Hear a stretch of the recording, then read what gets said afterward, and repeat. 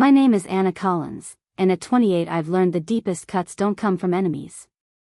They come from the people who should know you best. I felt it most on the night of my sister Jessica's 30th birthday, when the cake sat waiting and the conversation bent in the wrong direction. "Jess, I don't know how we would have managed without you," my father said, his voice rich with pride. "All those bills, your kindness kept us afloat." My fork hovered in midair. The room seemed heavier, the air thick enough to choke on. Jessica lowered her gaze, feigning modesty, but I recognized the curve of her smile. It was the same look she wore whenever she absorbed praise without needing to earn it. My stomach twisted. For nearly 3 years I had been the one sending $3,000 every month. I had cut corners on groceries, worked back-to-back ER shifts, and counted coins at the bottom of my purse just to make sure those transfers cleared. Yet here I was, sitting in my parents' dining room, watching them celebrate the wrong person. "Jessica, sweetheart," Dad continued, lifting his glass higher, "you've carried us further than we ever deserved. You're our angel." She brushed a strand of hair behind her ear, accepting the moment without protest. Ethan chuckled from the other end of the table. "See? That's Jess for you. Always the family's shining star." His words triggered a wave of nods and murmurs. Heat crept up my neck. My throat ached with words I couldn't release. Even if I spoke, would they hear me? I thought of every time they had dismissed me, every time my voice had been drowned out by hers. I already knew the answer. I pressed my fork into the chicken, chewing automatically, ears buzzing as their compliments piled higher. Each sentence tightened my chest. It wasn't only about the money. It was about everything attached to it. The nights I left the hospital after 12 hours on my feet, the endless mental math of bills against paychecks, the exhaustion I wore like a second skin. Each wire transfer carried a piece of me I could never get back. And now I sat invisible while Jessica basked in the light of it. My mother reached across the table, squeezing Jessica's hand. "Darling, you've saved us. You're the reason we still have this home." Her words cut deeper than any scalpel I'd ever held. I swallowed, bitterness flooding my mouth. For years I had told myself it didn't matter who received the credit. What mattered was that Dad had his insulin, that Mom could keep up with therapy. But something in me cracked as I listened. Jessica's eyes flicked toward me for the briefest second before sliding away. That glance was enough. She knew. She knew the truth, and she wasn't going to surrender the applause. "Anna," Mom said suddenly, pulling me from my thoughts, "you didn't bring much for dessert, did you? Maybe next time." Her tone was light, offhand, but it landed with weight. Not the rescuer. Not the angel. Just the afterthought. I forced a smile. "Maybe next time," I murmured. The conversation shifted back to Jessica, her design clients, her bright prospects, her glamorous circle of friends. I sat there, nodding now and then, my pulse thundering in my ears. I wanted to slam my palms on the table, to force them to look at me, to spill the truth so loudly they couldn't ignore it. But I stayed still, my nails pressing crescents into the wood beneath the table. Because I already knew, if I spoke, they would call me jealous, accuse me of trying to drag Jessica down. And humiliation felt heavier than silence. When the plates were cleared and the cake carried out, I made my choice. Tonight I would say nothing. But something inside me had shifted. A seed of resistance had taken root, small but alive. Jessica could keep her halo for now. Let her. The truth has claws, and when it finally breaks through, none of them will be ready. For the first time in years, I felt something stronger than shame stirring in my chest. It was anger. And maybe, just maybe, anger could be the thing that sets me free. If you've ever given everything and been treated like you gave nothing, hit that like and subscribe button and stick with me. I'll show you how I returned my worth. If you want to understand why I stayed quiet at that table, you'd have to go back further. Long before the money, before the transfers and the double shifts.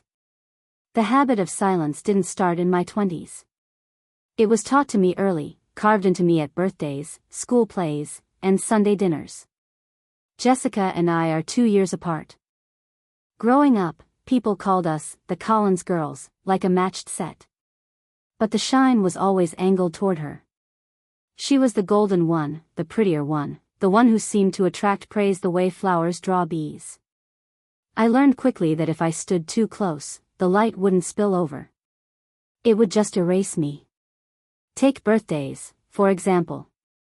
When we were little, Mom often combined ours into one celebration to save money and effort.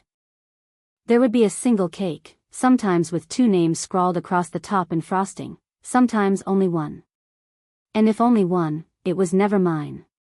The year I turned 10 and she turned 12, she blew out the candles before I'd even made a wish. Everyone laughed, called it cute, and moved on. I smiled along, but inside I felt the sting. That was the pattern. School concerts, where I sat with my clarinet in the second row while Jessica belted her solo from the front. Report cards, where my solid A's were glanced at before the conversation shifted to her art projects or cheer competitions.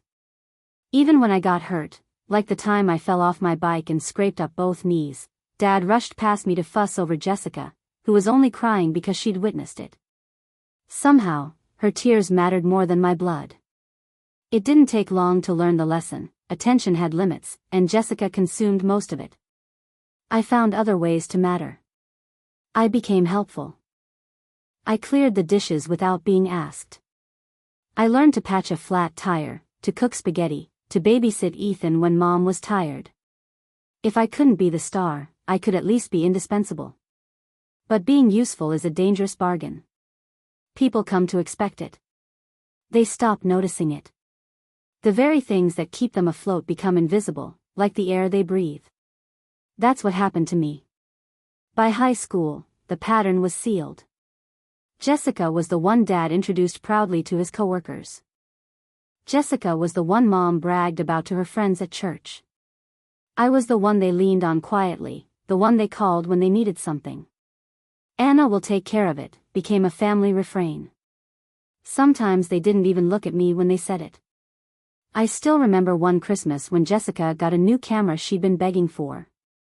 Everyone gathered around as she unwrapped it, cooing over the shiny lens. I had opened my own gift minutes before, a sweater 2 sizes too big, clearly picked in a rush, but no one had even noticed. I sat there with the fabric bunched in my lap, smiling tightly, telling myself it was fine. It always had to be fine. The worst part wasn't Jessica herself. She wasn't cruel in the way you might expect. She didn't push me aside with her hands. She just stepped into every spotlight offered to her and never thought to share it. And I never forced her to. That quietness followed me into adulthood. When I started nursing school, I worked part-time at a diner to pay for my textbooks. I pulled double shifts on weekends, slept 4 hours a night, and told myself it was worth it. Jessica, meanwhile, had help. Dad co-signed her loans, Mom sent care packages stuffed with snacks and new clothes. I didn't complain. I told myself it didn't matter. But somewhere deep down, I kept waiting for the day my effort would be noticed. For someone to say, "Anna, we see you. We know what you're carrying." That day never came. So when the money started years later, when I began sending $3,000 a month back home to keep the roof over their heads, it felt like the old pattern just taking root in new soil. Jessica stepped into the role of savior without a fight, and the family clapped for her as though it was preordained. Meanwhile, I reminded myself, like I always had, that what mattered wasn't being seen, but being useful. Only lately, the weight of it has begun to crush me. At that birthday dinner, when they raised their glasses and called her their angel, I realized I was suffocating under my own silence. But silence was a habit long before it became a choice. When I left for nursing school in Milwaukee, I thought distance might finally shift the balance. A new city, new people, new rules. Maybe I could step out of Jessica's shadow and be seen on my own terms. But shadows are stubborn. They stretch further than you expect. The first semester nearly broke me. I took anatomy at 7 in the morning, microbiology in the afternoon, and worked nights at a diner off Wisconsin Avenue to keep myself afloat. My classmates studied in groups at coffee shops. I studied on my half-hour bus ride home, the smell of grease clinging to my uniform. When exhaustion blurred the words on the page, I told myself it was only temporary, that once I finished school, things would get easier. Jessica, meanwhile, had chosen a different path. She bounced between internships and art classes, trying to find herself. My parents praised her bravery, her creativity, her willingness to take risks. I was the one working doubles and dragging myself to clinicals with dark circles under my eyes, but to them, that was just Anna being responsible. Responsibility didn't get applause. It got expectation. The money request started small. At first, Mom called me one night, her voice low, almost embarrassed. "Honey, your dad's prescription went up again. Just this month, could you help us cover the gap?" I said yes without thinking. Of course I did. That's what daughters are supposed to do, right? Then came the car repair. The electric bill. The therapy sessions Mom swore she couldn't give up. Each time I wired what I could, 50 here, 100 there. At first it was manageable. But like everything else in my family, what started as occasional soon became routine. By the time I graduated and started working at the hospital, the transfers had ballooned to $3,000 a month. 3,000. A number that sat heavy in my stomach every payday. To make it possible, I lived small. My apartment was a one-bedroom with cracked linoleum and a heater that groaned all winter. I bought groceries once every 2 weeks and stretched them until the cupboards echoed. I wore the same scrubs until the fabric thinned at the knees. Nights out with coworkers? I always had an excuse, too tired, saving up for something vague. The truth was, I couldn't afford a $30 bar tab when I had already promised the money elsewhere. Nursing isn't glamorous, no matter what TV shows make it look like. It's 12-hour shifts on your feet, blood under your nails, the smell of antiseptic burned into your skin. Some nights I walked home so tired I forgot how I got there. But when my paycheck hit, I logged into my bank app and sent most of it back to Madison. Then I exhaled, telling myself I'd done my duty.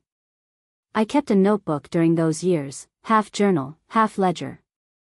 On one side, I scribbled down patient stories, Mr. K with the stubborn pneumonia who called me kiddo, the baby born 3 weeks early who gripped my finger like she'd never let go. On the other side, numbers marched down the page, rent, utilities, loans, the transfer. The balance always came out tight, but just enough. It had to be enough. Meanwhile, Jessica's life looked like a highlight reel. Instagram posts from gallery shows, dinners at rooftop restaurants, trips to Chicago with her friends. She looked radiant in every photo, lit by the glow of admiration. If she was struggling, no one saw it. And my parents, well, they saw her as thriving. As generous. As golden. The irony never stopped stinging. I was working myself raw to keep them afloat, but they were thanking her. The lie took on a life of its own. Mom would say things like, "Jessica's been so good to us, hasn't she?" Dad would tell neighbors, "We're lucky to have such a giving daughter." Sometimes Jessica was standing right there, smiling faintly, letting the words settle over her shoulders like a shawl she never intended to take off. I told myself it didn't matter. That what mattered was Dad having his insulin, Mom continuing her therapy, the lights in their house staying on. And for a while, that justification was enough. I told myself I was strong enough to carry it, that my sacrifices would pay off in a different way, not with recognition, but with security for the people I loved. But even as I tried to believe it, I could feel something fraying inside me. Every time they gave Jessica the credit, every time they called her the savior, a small thread inside me snapped. And little by little, those threads were unraveling. Looking back, I can see how unsustainable it was. But at the time, it felt like there was no other option. I was the responsible one. The dependable one. The invisible backbone of the family. And if I had to bleed myself dry to keep that backbone strong, then so be it. At least, that's what I told myself. The first time my parents thanked Jessica out loud, I almost laughed. Not because it was funny, but because it was so absurd I didn't know what else to do. It happened on a Sunday evening. Mom had made her usual pot roast, the smell of onions and carrots hanging heavy in the kitchen. We sat around the same table I'd eaten at my whole life, the one with the dent in the wood where Ethan once slammed down his toy truck. Jessica was home from Madison for the weekend, glowing as always, her hair perfectly straightened, her nails painted the kind of soft pink I never bothered with. Dinner went as it usually did, Jessica talking about her projects, Dad listening like every word was gold, Mom fussing over whether Ethan wanted more potatoes. I was halfway through clearing the dishes when Mom reached across the table, placed her hand gently over Jessica's, and said, "We're so grateful for what you've been doing for us. Covering the bills like that, sweetheart, you've saved us." The words hit me so hard I nearly dropped the plates. My arms trembled with the weight of them. Jessica didn't flinch. She tilted her head, gave that careful, modest smile that had fooled everyone since we were kids. "Oh, it's nothing," the smile said, while silently agreeing it was everything. I stood frozen in the kitchen doorway, a stack of greasy dishes in my hands, waiting. Waiting for her to correct it. For her to shake her head and say, "No, Mom, that's Anna. She's the one making the payments." But she didn't. She never would. That was the night the lies started to sprout. At first, I told myself it was just a misunderstanding, an innocent slip. But weeds grow fastest when left alone, and soon the roots tangled everywhere. Dad started bragging to his coworkers. "Jessica's really stepped up. She's been keeping the family afloat," he said one afternoon when I dropped by. I was standing right there, wearing scrubs, smelling of disinfectant after a 12-hour shift.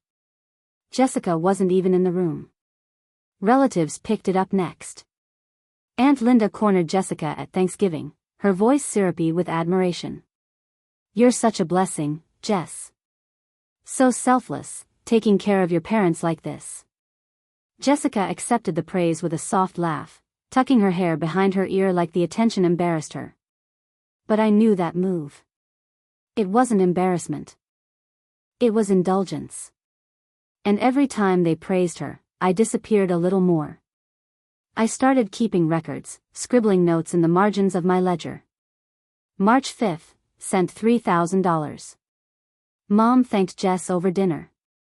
April 12th, double shift. Wired money afterward. Dad told neighbors Jess is our savior. Page after page, a quiet archive of a truth no one else wanted to see. I clung to that notebook like it was proof I wasn't losing my mind. Without it, I might have believed them. That's what invisibility does to you. It makes you doubt your own weight in the world. Sometimes I tried to rationalize it. It doesn't matter who gets the credit, I told myself. What matters is Dad's insulin, Mom's therapy, the lights staying on in the house. And for a moment, that justification worked. But later, lying awake in my one-bedroom apartment with its cracked linoleum and rattling pipes, the bitterness came creeping back. I wasn't jealous of Jessica's life. I didn't want the gallery shows, the expensive dinners, the curated online image. What I wanted was simple, acknowledgement. The barest recognition that my sacrifices weren't ghosts. Instead, Jessica became a legend in our family story. Jessica the selfless. Jessica the savior. Jessica, the angel who carried everyone. And me? I was the quiet, dependable sister, expected to shoulder the weight without complaint. The worst part was Jessica's eyes. During those moments when the praise swelled, when the room filled with admiration for her, she'd glance at me, just for a heartbeat. That fleeting look said everything. She knew. She knew the truth, and she chose silence. I can't decide what hurt more, that my parents believed the lie, or that Jessica was willing to live inside it. The lie grew legs of its own. It walked into places I never expected. At the hospital, I overheard Mom chatting with another patient's family in the waiting room. "We're lucky Jessica's been able to help us so much," she said proudly. I stood a few feet away in my scrubs, clipboard in hand, listening to myself disappear. I could have said something then. Could have leaned over, corrected her, told the truth flat out. But my throat locked. I pictured her face if I spoke, the quick frown, the dismissive shake of her head, the sharp sting of being called jealous. I couldn't bear it. So I let the silence settle. Again. That's the danger of invisibility. Stay quiet long enough, and you start to believe you're supposed to be unseen. You tell yourself nobility lies in being useful, not in being noticed. But under all that silence, resentment was dripping, steady as water carving through stone. The night Dad toasted Jessica in front of friends, lifting his glass, saying she was the reason they still had their home, I clapped with the rest. I smiled on cue. But something deep inside me cracked further. Because she wasn't the reason. I was. And one day, the truth would demand to be spoken. The night of Jessica's birthday is etched into me like a scar. By the time dessert was cleared and the cake carried in, I was already hollowed out from hours of listening to praise rain down on her. Every toast, every admiring laugh, every story somehow circled back to how generous she had been, how much she had sacrificed. I sat rigid in my chair, my smile stretched thin, the weight of their words pressing harder with every minute. The cake was a showpiece, 3 tiers of frosted white, ribbons of gold piping curling along the edges, 30 slim candles waiting to be lit. Mom carried it out with a triumphant grin, Dad dimming the lights for effect. The room glowed soft and warm, everyone leaning in as Jessica leaned forward, cheeks bright with candlelight. "Make a wish, sweetheart," Mom said. I watched my sister close her eyes, lashes dark against her skin, lips curving with that modest little smile she'd perfected years ago. Everyone around the table looked at her like she was the sun itself. Something inside me snapped.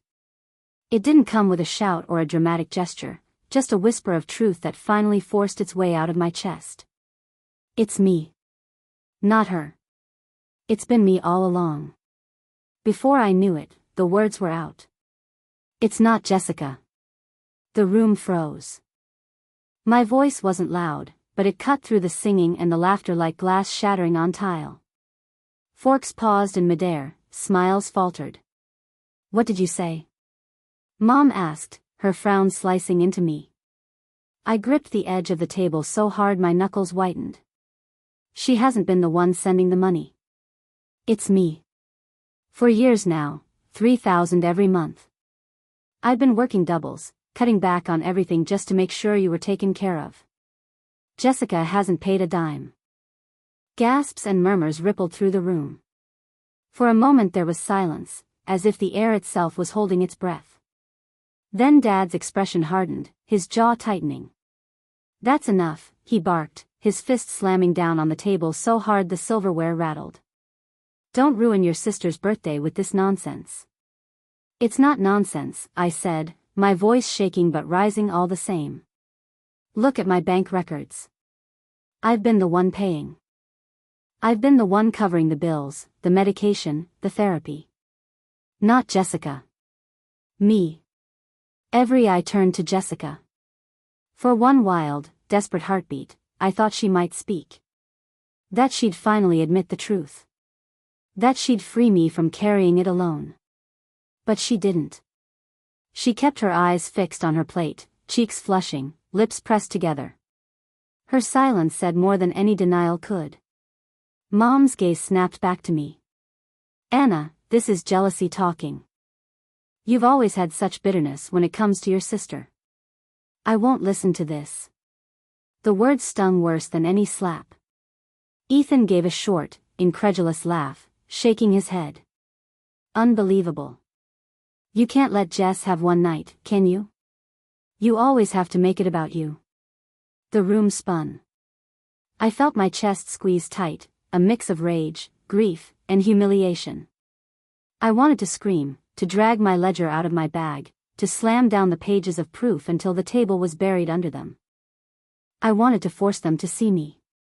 But I looked around at their faces and saw the verdict already written. They didn't believe me. They never would. Tears pricked my eyes, but I refused to let them fall. Instead, I shoved my chair back, the scrape of wood on tile echoing through the stunned silence. "You want to believe she's the one?" Fine, I said, my voice low and trembling. But don't you dare call me jealous again. Don't you dare pretend you know what I've given up for you. No one moved to stop me. I walked out, my footsteps sharp against the floor, the weight of their disbelief trailing behind me like chains. The night air outside was cold and biting, slicing through my thin cardigan. I didn't stop until I reached my car. My hands shook so violently I fumbled the keys twice before sliding into the driver's seat. The quiet was deafening, my breath coming in ragged gasps. By the time I reached my apartment, my humiliation had hardened into something else. I sat on the edge of my bed, phone in hand, staring at the banking app glowing on the screen. My thumb hovered for a long moment before I finally pressed it, cancel transfer. $3,000 a month, erased in a single swipe. The guilt came immediately, a flood of images, Dad without his insulin, Mom missing therapy, the house dark and cold. But under that guilt, something startling pulsed in my chest. Relief. For the first time in years, my paycheck would be mine. For the first time, I felt a breath of freedom, sharp and terrifying. I didn't know what fallout would come, what fires would burn because of this choice. But I knew one thing, I wasn't going back. The morning after Jessica's birthday, I woke with a pit in my stomach. My phone buzzed on the nightstand, 2 missed calls from Mom, 1 from Dad, and a short, scalding text from Ethan, "What the hell is wrong with you?" I didn't answer. I couldn't. Instead, I lay there staring at the ceiling of my apartment, the same crack running down the plaster like a fault line. For the first time in 3 years, I hadn't sent money home. No automatic transfer pulling $3,000 out of my account while I slept. My balance was still there, glaring at me in black numbers I wasn't used to seeing. It should have felt like victory. Instead, it made me sick. In my head, I saw Dad at the pharmacy, his wallet light, told his insulin wasn't covered. I pictured Mom skipping her therapy appointment, cheeks flushed with embarrassment. I imagined the electric bill on their counter, past due, the lights dimming in the house I'd grown up in. Every image dug at me like claws. But under the guilt was something else. Something sharp, hot, undeniable. Relief. It was as if I had walked out of a burning building I hadn't even realized I was trapped inside. My lungs filled differently. My shoulders eased, just a fraction. And that terrified me, because it meant I wanted this freedom. I wanted to keep it. By noon, I couldn't sit still. The walls of my apartment pressed in, the air heavy. I grabbed my keys and drove with no plan. Highway signs flicked past in a blur until one caught my eye, Kettle Moraine State Forest. Before I knew it, I was pulling off the exit. The trail was damp from the night's rain, the kind of mud that clings stubbornly to your shoes. Pines rose on either side, their trunks straight and solemn, their tops shivering in the wind. I walked without caring where the path led, breath clouding in the cool air, every step pushing something out of me, anger, shame, exhaustion, sinking into the earth with the mud. The quiet was strange at first. I'm used to sound, the beeping of monitors, the crackle of the intercom, the endless chatter of voices demanding, questioning, pleading. Out here, there was only the crunch of my boots and the distant call of a bird I couldn't name. For the first time in months, maybe years, I felt a kind of silence that wasn't empty, it was steady. I walked until my calves burned and my lungs protested. At an overlook, I stopped, staring at the stretch of bare trees, their branches reaching up like bones, the trail winding into the distance. The horizon was wide, endless in a way my life never was. It struck me then, the woods didn't care. They didn't care who paid which bills, who was praised, who was invisible. They didn't care about lies or legends. Out here, I was just another body moving through the trees. And for the first time in a long while, that felt like a mercy. The next weekend I drove to Devil's Lake. I climbed the rocky bluffs, my thighs screaming, hands scraping against stone. At the top, the wind hit so hard it made my eyes water. Below, the water was dark steel, rippling under the gusts. Standing there, breathless, trembling, I thought, maybe I can survive this. Maybe I can be more than what they've decided I am. The hikes became a ritual. Whenever the guilt closed in, whenever I felt the old temptation to restart the transfers, I drove. The trails became my confessional, each step a whispered prayer I couldn't say out loud. The forest floor absorbed what I couldn't carry. But the silence of the woods couldn't drown out everything. My family's voices still followed me. Mom's voicemail swung between pleading and scolding. Anna, we need to talk. Please call me back. Then hours later, I don't know what's gotten into you, but this is cruel. Your sister has given us so much, and you're making it harder. The words carved deep, but I stayed silent. Nights were the hardest. Lying in bed, the apartment dark, I kept replaying Jessica's face at the party, flushed pink, eyes lowered, lips pressed shut. She hadn't denied me, but she hadn't defended me either. That silence replayed louder than any voicemail. The woods couldn't erase that. But they gave me something else, space. On the trails, I began to notice small things. A deer pausing just long enough to look at me before darting away. The way frost clung to dead leaves, turning them silver. The rhythm of my breath syncing with my steps, steady and patient. Out there, I was no one's savior, no one's shadow. Just Anna. Just myself. One afternoon, standing on the ridge above Devil's Lake, the water stretching wide below me, I whispered it out loud, I don't owe them anymore. My voice cracked in the wind, but the trees didn't argue, the rocks didn't judge. Only the gust carried my words away, and somehow, that was enough. I didn't know how long I could hold this line, how much fallout waited for me back in Madison. But as the horizon spread out before me and the ground held firm beneath my boots, I felt something solid for the first time in years. Strength. And I promised myself, would keep walking until I learned where it could take me.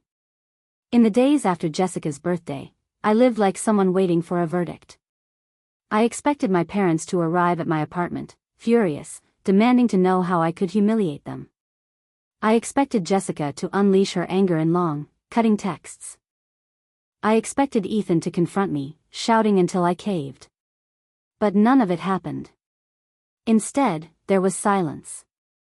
Not peace, but the kind of silence that presses against your ribs like a weight. The only contact came in voicemails. Mom called first, her tone soft and pleading. Anna, honey, we can sort this out. Please call me back. A day later her voice sharpened. I don't know what's gotten into you. This isn't you. You're acting cruel. Dad's messages were shorter, clipped sentences heavy with disapproval. You need to stop this. Enough is enough. Ethan didn't bother with nuance. One text, unbelievable. Then nothing. I should have felt relieved they weren't pounding on my door. Instead, I carried my phone like a stone, checking it constantly during shifts, my chest tightening every time the screen lit up.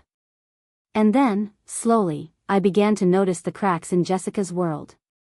They showed up first on her social media.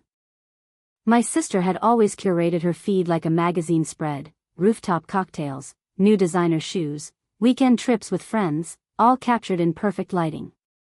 But suddenly the rhythm broke. No new photos of lavish dinners. No sparkling updates from gallery nights. Instead, she posted throwbacks with vague captions like remembering the good times or taking a little break to reset. At first, people still flooded the comments with heart emojis and admiration. But as the weeks passed, the responses thinned. Then came the whispers. A nurse on my floor mentioned casually that her cousin in Madison had heard Jessica was selling off furniture. Just redecorating, the cousin had claimed, but I knew better. Jessica didn't sell things. She collected them, flaunted them, then replaced them with something shinier. Selling meant she was running out of ways to maintain the show. By March, the gossip sharpened. Jessica had missed rent payments. She was borrowing from friends, spinning excuses about delayed paychecks and creative projects that hadn't come through yet. The stories circled back to me through acquaintances who didn't even realize we were sisters. Each time, a bitter satisfaction rose in me, quickly chased by guilt. I told myself I didn't care, that I was done. But I listened anyway, hungry for every sign that her golden image was beginning to tarnish. 2 months after I cut the transfers, I hiked Devil's Lake on a raw February afternoon. The climb left my thighs aching, breath puffing white in the frozen air. At the top of the bluff, I pulled out my phone. A new email waited. Anna, we need to talk. Can we meet? 12 words. No punctuation, no excuses, no fury. Just simple, patient, heavy. The wind tore across the ridge, numbing my fingers as I shoved the phone back into my pocket. I stared at the frozen water below, my chest pounding. That night, back in my apartment, I opened my journal, the one that held years of figures, dates, and fragments of truth. I wrote 3 rules in black ink. 1. If I meet her, it will be on my terms. 2. I will not apologize.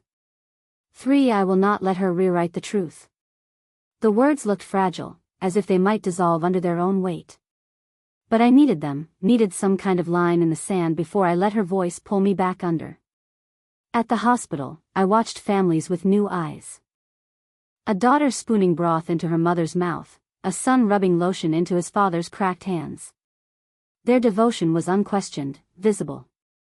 No one mistook who was sacrificing for whom. I wondered what it would feel like to be seen that clearly, to be known without having to fight for recognition. Instead, I had Jessica. A sister who had let me carry the burden in silence, then stepped into the applause like it was hers by right. And now, without my money propping her up, the applause was fading. I didn't feel triumph. Not really.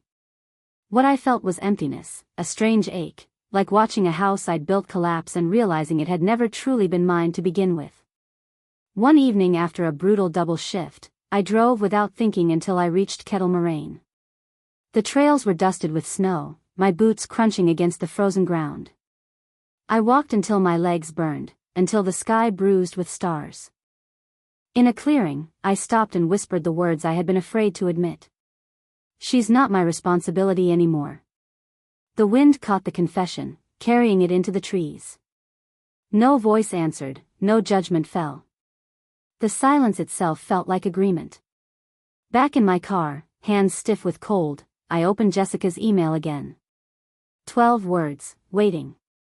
My pulse hammered, but I knew the truth already. I would meet her. Not for her sake. For mine. I needed to hear her say it, the truth I had carried alone for years, finally spoken out loud. I picked the cafe carefully, like someone choosing a battlefield. It had to be neutral ground. Not my parents' house, not Jessica's apartment, not anywhere with family history baked into the walls. Just a corner spot in Milwaukee, brick exterior, warm yellow lights, the steady hum of grinders and milk steamers. A place where the noise of strangers could cushion us, keep the past from swallowing me whole. I got there early. 15 minutes before our agreed time, I sat at a corner table facing the door. My phone lay face up beside my mug, the screen dark but waiting. I had decided before replying to her email, 1 hour. That was all I would give her. The cafe was cozy, crowded with students and young couples. The air smelled of espresso and cinnamon. A little girl in a red coat pressed her nose to the glass pastry case while her father pretended to scold her. Laughter rippled through the room. Normalcy. It made me feel even more out of place, like I was carrying a storm into a room of steady weather. My palms were damp around the mug. I kept repeating the rules I'd written in my journal, my terms. No apologies. No rewriting the truth. I had to hold on to them, or I knew she'd pull me back into her orbit, the way she always had. When Jessica walked in, I almost didn't recognize her. She looked diminished. Her coat was slightly frayed at the sleeve. Her hair, pulled into a ponytail, lacked the shine she always boasted in photos. There were faint bruised shadows under her eyes, the kind you can't disguise with concealer. She carried herself differently too, less float, more weight. She spotted me instantly and approached with careful steps. "Hi," she said softly, slipping into the chair across from me. "Hi." My voice was flat, clipped. For a long moment, neither of us spoke.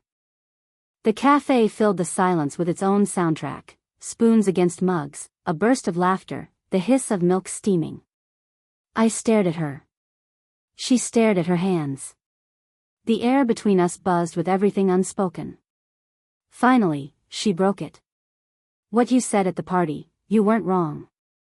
The admission jolted me. I had braced for denial, for defensiveness, for the same old dance of her pretending not to understand. "Not this."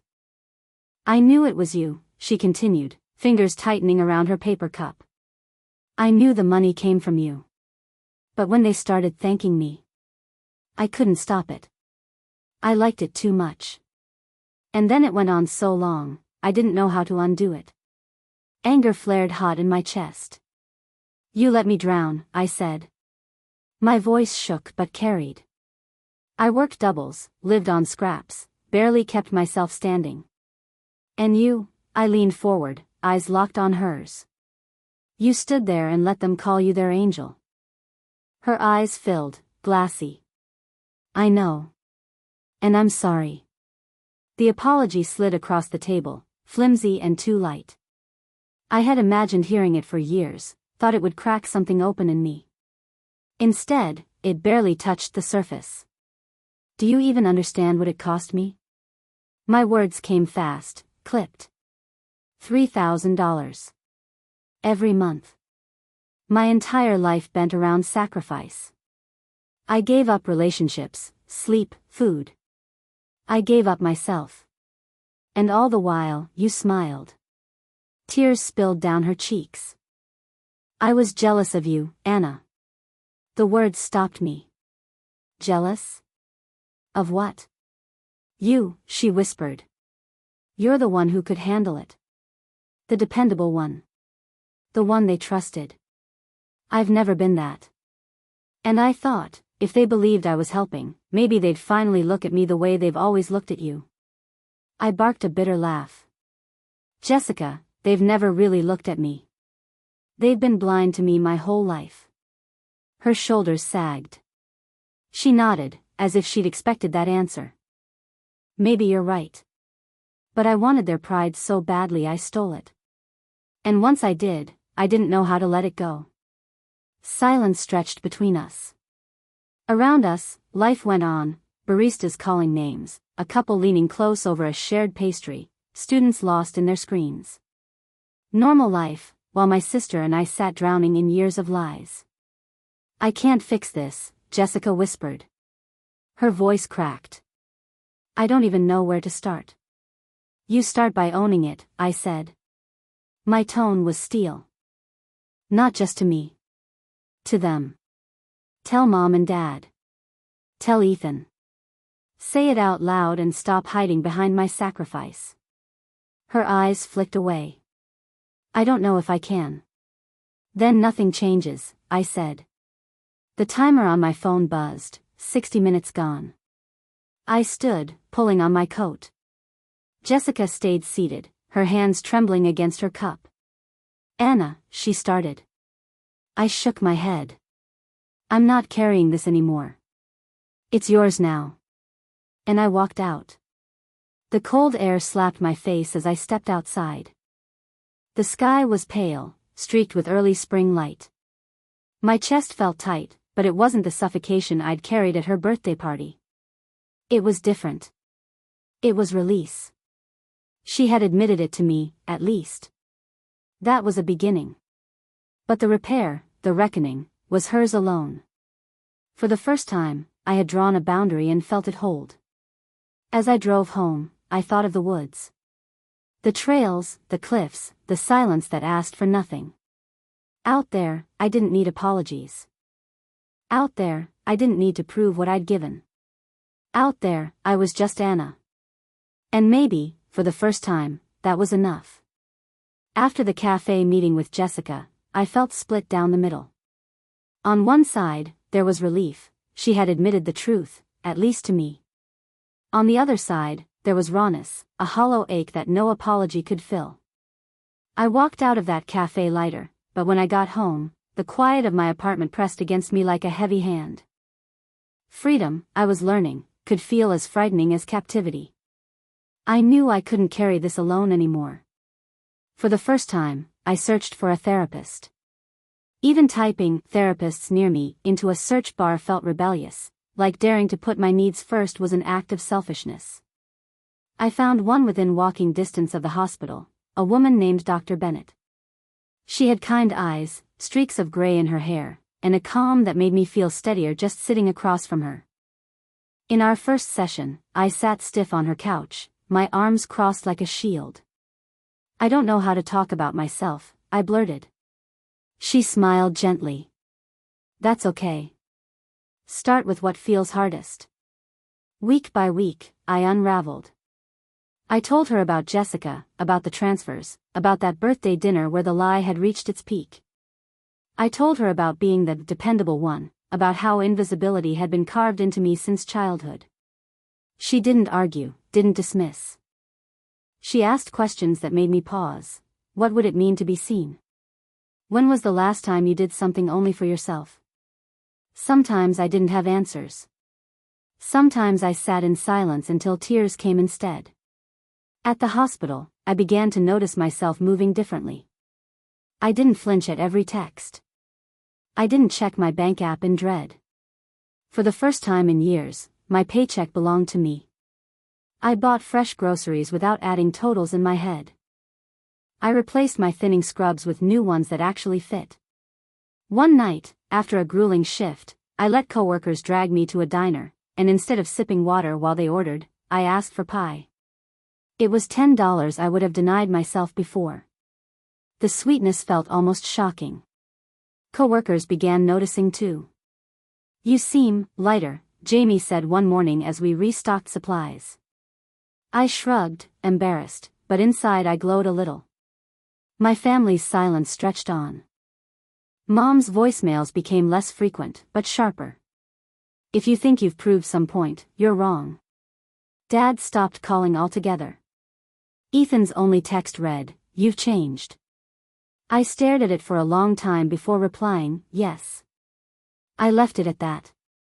Jessica didn't follow up either. I didn't know if she had confessed to them, if she had taken the weight I had handed back. For once, I didn't chase the answer. Their story wasn't mine to carry anymore. Instead, I turned to the woods. Hiking became more than ritual, it became a kind of medicine. I explored Kettle Moraine's winding trails, where pine needles cushioned my steps. I climbed the cliffs at Devil's Lake until the wind slapped my face raw. I found smaller trails in hidden corners of Wisconsin, where streams cut through mossy rocks and deer startled at my approach. Each hike had its own texture, the smell of thawing earth in spring, the crackle of frost underfoot, the sudden blaze of sunset through bare branches. The rhythm of walking soothed me. Step, breath, step, breath. In the woods, I didn't need to explain myself. The trees didn't demand proof of my worth. The rocks didn't care who carried what. Out there, I wasn't invisible. I was just Anna. Therapy gave me words for it. "Boundaries aren't walls," Dr. Bennett said once, her voice calm. "They're lines that mark where you begin." For a long time, you had no lines. Her words sat heavy, then freeing. I had lived like a blurred shape, open to anyone's demands. Now I was drawing edges, shaky but real. I began testing those edges in small ways. Jamie invited me to a yoga class, and instead of excusing myself, I went. My body ached, my balance wobbled, but afterward I laughed, flushed and alive. Another coworker, Priya, asked if I wanted to join a Saturday farmers market trip. Normally, I'd have said no, too tired, too busy. But I said yes. I came home with sun on my face and a bag of fresh bread I ate warm, without guilt. Little by little, I said yes to things I had long denied myself. A book bought just because I wanted it. A new blanket for my couch. An afternoon nap without guilt. Each yes was a small reclamation, proof that I existed beyond what I gave away. Still, there were nights when guilt crept in. I would lie awake, picturing Dad at the pharmacy, Mom at therapy, bills stacking on the kitchen counter. My old reflex told me to log in, to restart the transfers, to save them again. But then I remembered Jessica's voice in the cafe. I liked it too much. I didn't know how to stop. I whispered into the dark, "It's not mine to fix anymore." The words didn't always quiet the ache, but they reminded me of the truth. They had to learn to stand without me. And I had to learn who I was without them. The process wasn't clean. Some days I felt strong, ready to step into a new life. Other days I felt fragile, haunted by the urge to disappear back into usefulness. But the difference now was simple. I didn't collapse under it. I was rebuilding. Brick by brick, session by session, trail by trail. And for the first time in my life, I wasn't invisible to myself. Spring came slow to Milwaukee. Buds pushed from bare branches, the air softened, and the city seemed to exhale after winter. I felt that same release inside me, subtle, steady, like the thaw of frozen ground. It had been months since Jessica's birthday, months since the cafe. The silence from my family stretched on. No more calls from Dad, fewer from Mom, nothing from Ethan. Jessica never followed up. I didn't know if she had confessed to them, and for once, I didn't chase the answer.